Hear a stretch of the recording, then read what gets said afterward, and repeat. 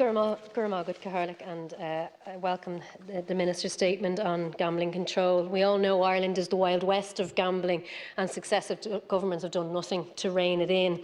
We have been talking about a gambling control bill since 2013. But today I would like to particularly focus on the issue of underage gambling and the impact of gambling on young people. So we know that in our nearest neighbour, the number of young people aged 11 to 16 with gambling problems has quadrupled in the last few years, and gambling rates there are higher among young people than they are for alcohol, smoking or drugs. Recent data for Ireland shows that problem gambling among male teens in Ireland has more than doubled in 4 to 5 years. In 2017, I held a conference called We Need to Talk About Gambling.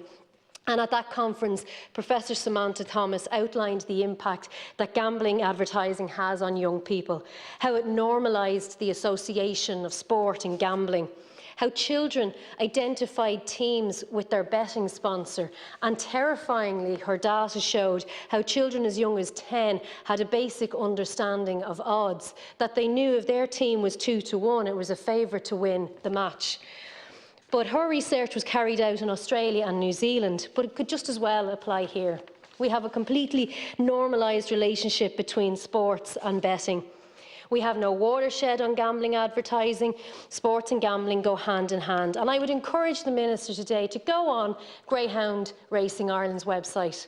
And while it says that it is paused, the dog tracks are still continuing to offer communion and confirmation parties to families, with at-table betting. For as little as €35 per table, you can bring your family along for their communion. And it was only as recent as 2019, when the gambling and lotteries, or the gaming and lotteries legislation was passed, that the child as young as the ones who are making their communion were able to actually participate in that tote betting. Children are also targeted on social media platforms and through family-friendly gaming apps with cartoon characters that offer in-app purchases and gambling functions. We have to stop the cycle of problem gambling, and we do that through robust advertising legislation. No self-regulation, no soft touch. We also need tighter age verification processes, and we need a breaking of the link between sports, gaming and gambling. But we also have to recognise that problem gambling is not just the extreme stories that make the papers of the individuals who lose their homes or who has marital breakdown. Problem gambling is when you have to sacrifice on essentials in your family because you are spending money on gambling.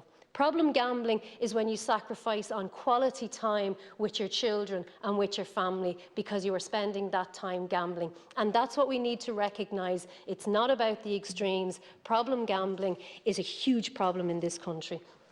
Thank you very much indeed, Senator Boylan.